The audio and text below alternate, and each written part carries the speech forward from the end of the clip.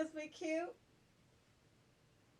Struggling right now, but we still cute. Hello angels and welcome back to my channel. It is RaeSavvy here today to help you live your blessed life in the most frugal way possible. Today's video is crafted for the culturally proud angel in you. Even though the month of February is more than halfway over, I could not let Black History Month go by without doing a DIY for the culture.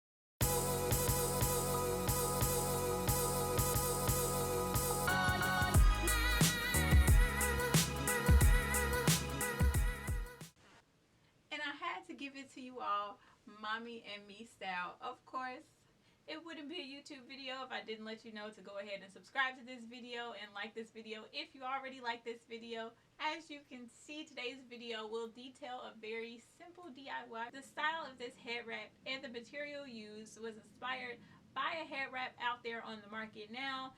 I haven't seen any DIYs on it, but I will put a link to a video that I saw with the manufacturer who you can buy this head wrap from. But of course, if you're frugal like myself, I thought to myself, I can make that, and I made that. And what better time to do a DIY than Black History Month, when it is apparent that hair wraps and any protective wear that we wear on our head is one of the traditions that we have got straight from the motherland and are still using here in America today. So without further ado, let's get into this DIY. Okay, angels, here we go. I'm glad you all are still watching. I'm actually going to be using a skirt that I got from the Goodwill to make these head wraps. Yes, I am super frugal, and I saw this skirt and I was just like, that's it.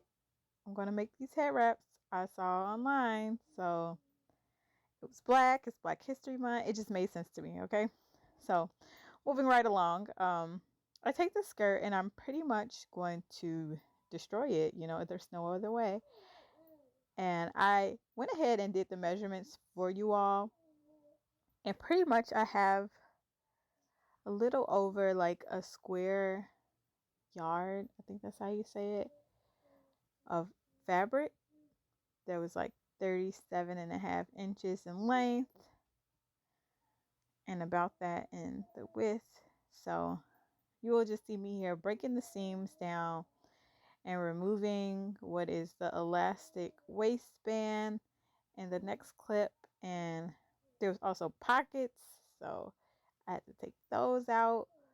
But I will always constantly remind you all, you don't have to go through this extra step. This is just me. I was at Goodwill, didn't want to go to Michael's, got the fabric in one quick swoop. So if you want to avoid this extra step, just go get you some fabric. Get whatever color you want. Do you, boo? Do you? But yes, it wasn't that hard to just take off the waistband and the pockets, as you see me doing here. And then I'm just like good to go after that. So I lay out my fabric here and pretty much get a good estimate of like how much I will use for myself and baby Savvy. But if you're just making a headscarf for yourself, 1 yard, square yard is good. Very good.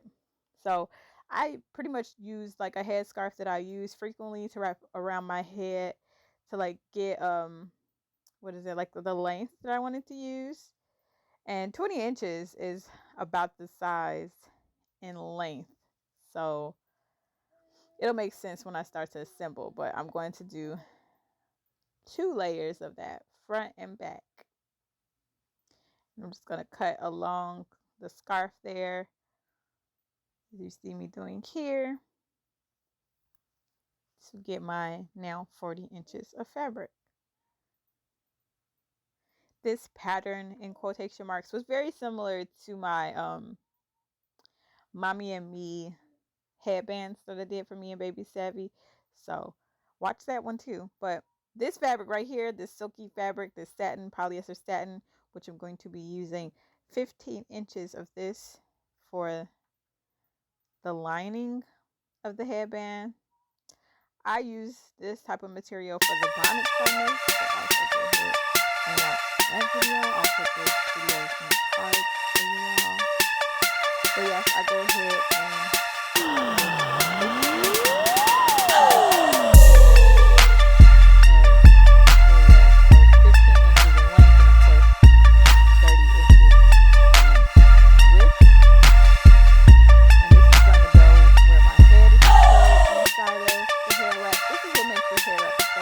beneficial to me because it is not only covering your head for bad hair days, but it's protecting your head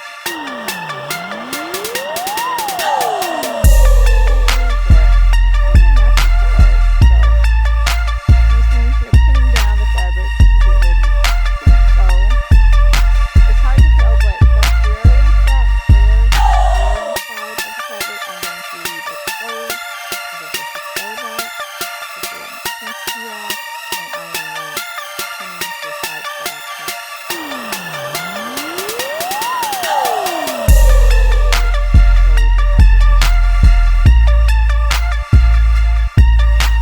So before sewing the lining, I am going to go ahead and start on the head wrap itself.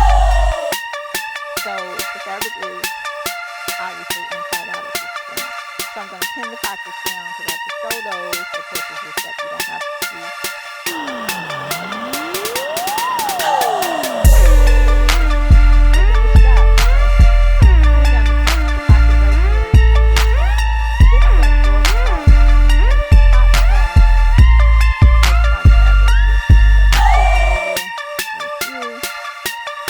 And I'm going to pin it down, but I'm not going to pin it straight across.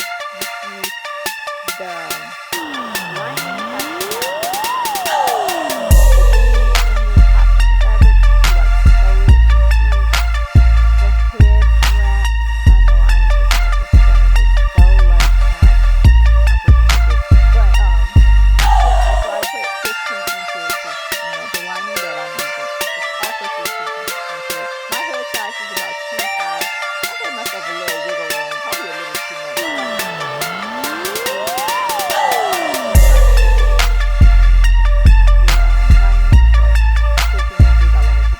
So I left a 15-inch gap for where I would be starting to sew and stopping. I want to leave that part open. I want to leave that part open for my lining. So this is just me simply showing you all that I am doing.